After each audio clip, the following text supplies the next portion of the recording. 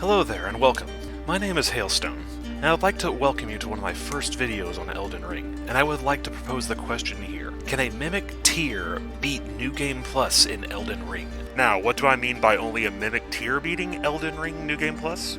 Well, I mean solely the Mimic tier itself will beat this game without little to no interference from me. Now, there are a few rules I will be abiding by in this run. 1. I cannot do any damage whatsoever to the enemies, even one, and I have to either kill myself out of the fight or restart it. 2. I can only be around to summon and heal the Mimic. There's truly nothing else I can actually do aside from possibly spells like push or, things that interrupt but don't actually cause damage.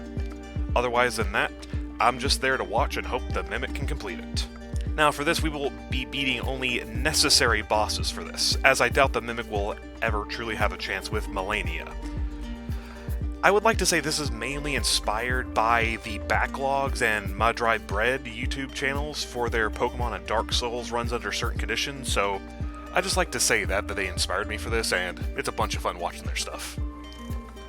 So with that done, let's get started. So just to be sure things would even work out, I decided to start with the Golden Tree Sentinel at the beginning of the game. Honestly, this fight went a lot better than I thought it would. I honestly didn't think he'd even manage to make it past this, but I was happy to see the overall results of this fight. That would end up resulting in a Mimic tier win.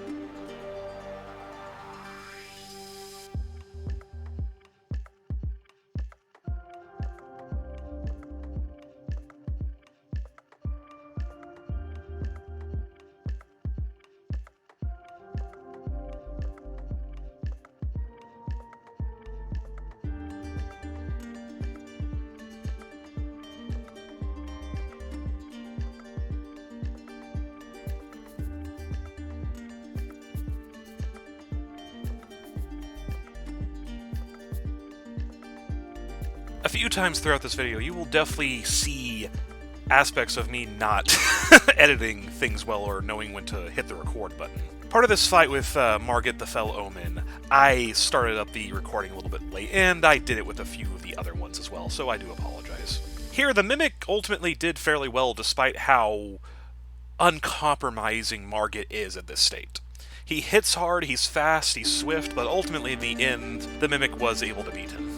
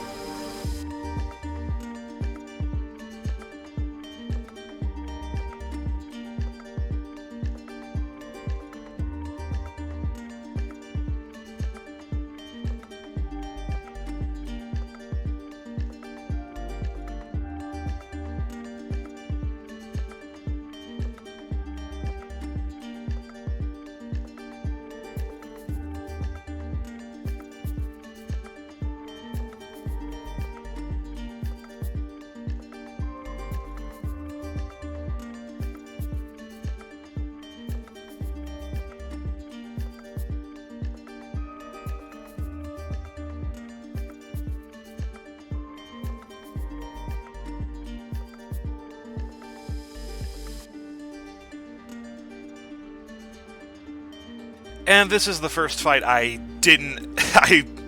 This is the first fight I accidentally didn't start until midway through the boss, as I didn't expect the Mimic to do too well during this, but ultimately I'm really surprised at its performance. It was able to hold out severely well against Godric without much issue. I mean, yeah, his health did get kind of to the lower phase, and he could have got knocked off, but luckily enough, with these fights and the Mimic tier, if there's a terrain he can fall off of, it appears to not, well, allow him to fall off, so to its credit, it has a huge advantage in fights in arenas where you can get knocked off easily.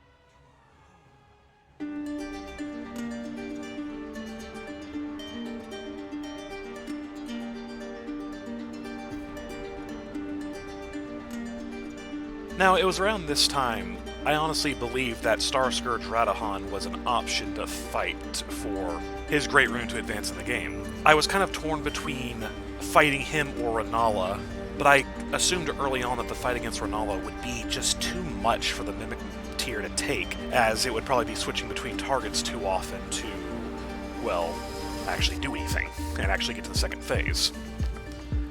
So, overall, this wasn't a necessary fight, but it was one I just ultimately kind of decided to do in the first place. The Misbegotten and the Crucible Knight gave the Mimic tier a lot of trouble overall, and it's not one that was easy. They don't let up, and this fight took about maybe 15 or so tries overall to actually complete.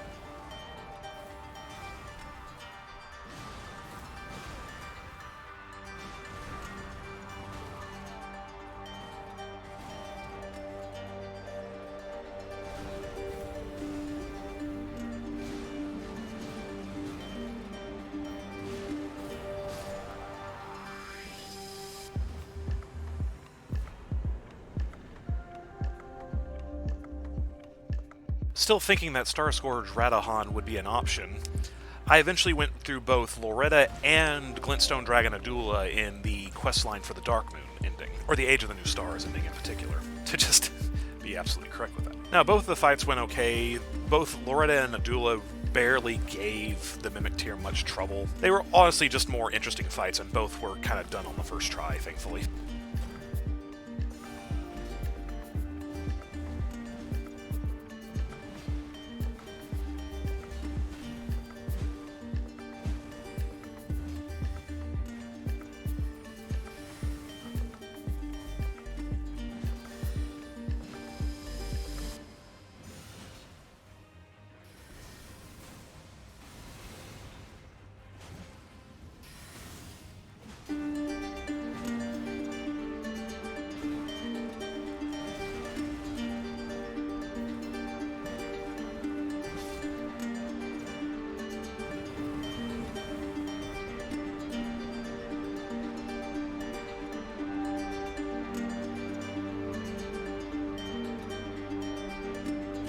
While this fight wasn't necessarily the defeat of Glintstone Dragon Adula, I felt like it still needed to be done. It took a little bit longer than most of the other fights you'll see here in this video, mostly just because of the nature of the dragon itself, constantly taking itself off the battlefield and respawning elsewhere, and it just took up a small bit of time, but ultimately the Mimic tier was able to fend it off and continue on with it.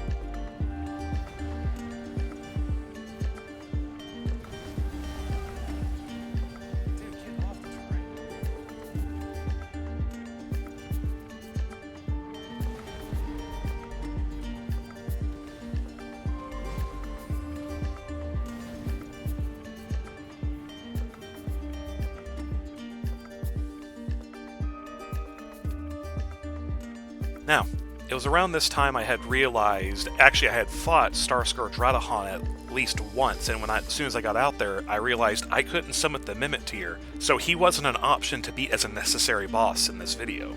So, ultimately we ended up progressing to go and kill Renala, Queen of the Full Moon, which of course means we would have to go through the Red Wolf of Radagon, which honestly wasn't really that much of a fight, but it was pretty decent and entertaining to watch overall.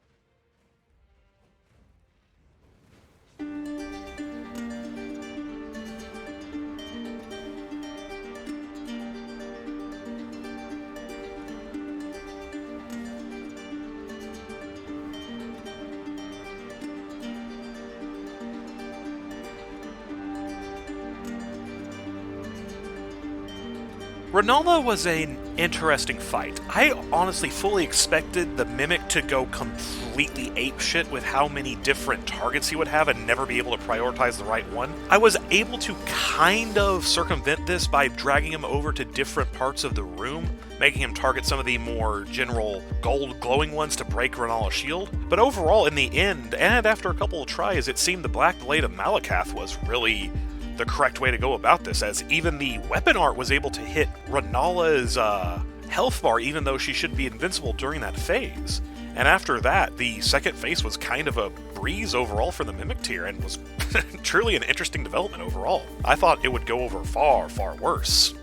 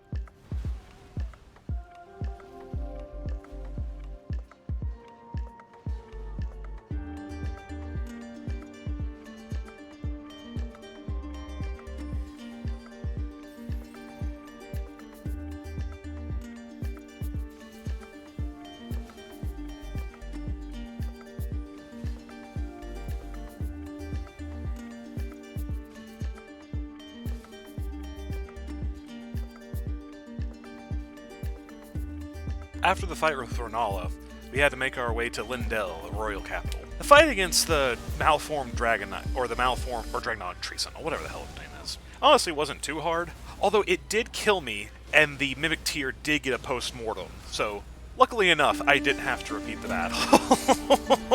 That actually really did tick me off during the time.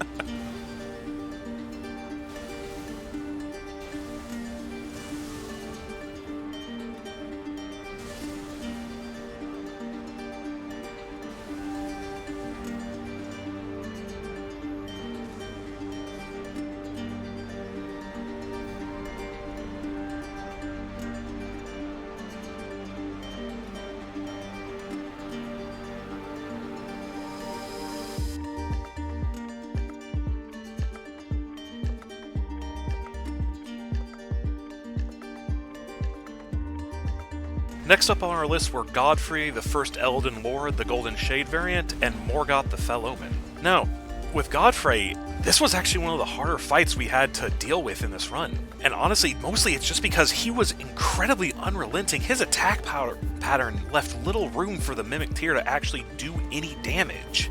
I had to use as much poise as I could give the Mimic Tear in order for him to do anything. This is also the fight I started using healing a lot more often. In particular, the Erdtree heal, in order for the Mimic to stay in the fight and not die. Luckily enough, that was sufficient in order for him to beat Godfrey, and it would be shortly after this I would rebuild and start focusing on healing solely.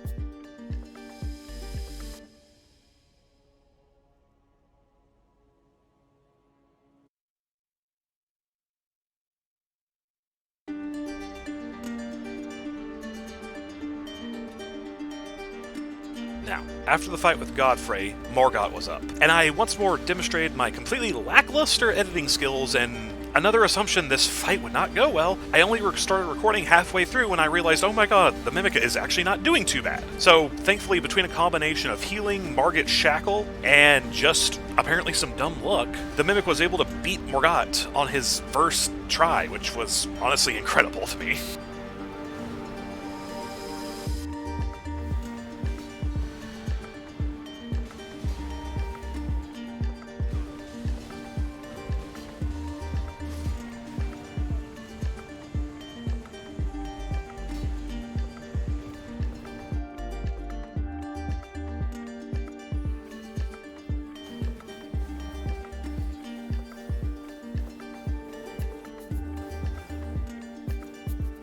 Now, I had come to a crossroads with a realization. I honestly believed the Mimic Tear would never be able to take on the Fire Giant and win.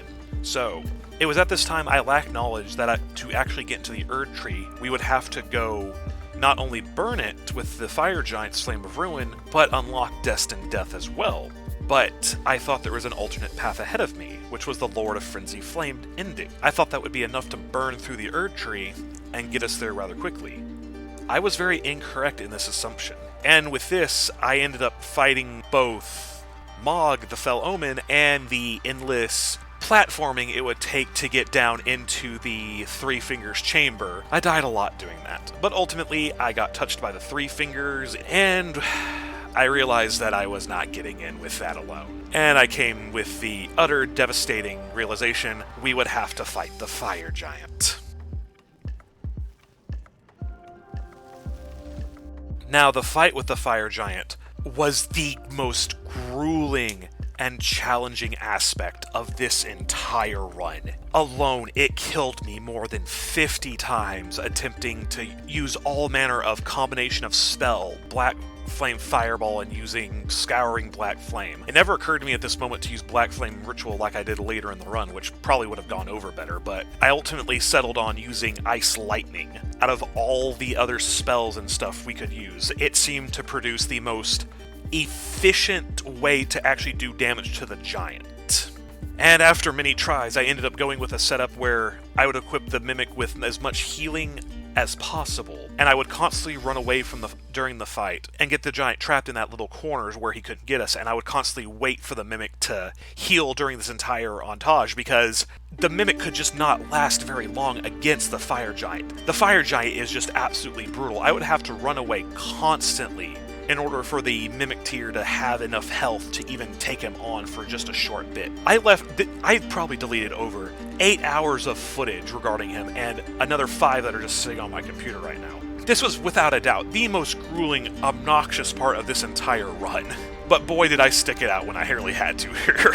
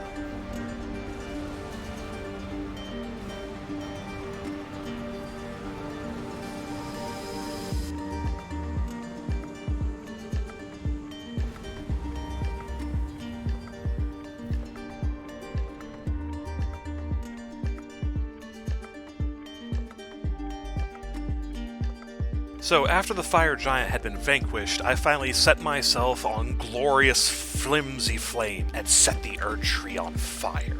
But of course, my fears that the fire giant was our worst fight throughout this entire video were quickly tarnished by what was to come next.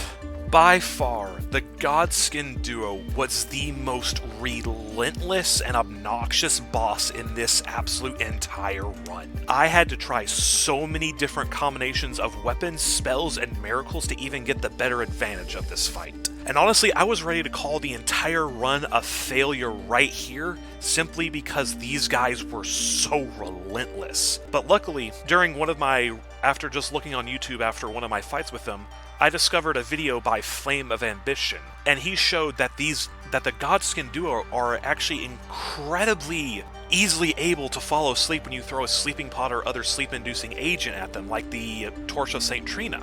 And thankfully, a combination of this and Bleed was actually enough to get me through this fight. So I just have to say, Flame of Ambition, I am so thankful I saw your video. That is all I'm going to say about the matter.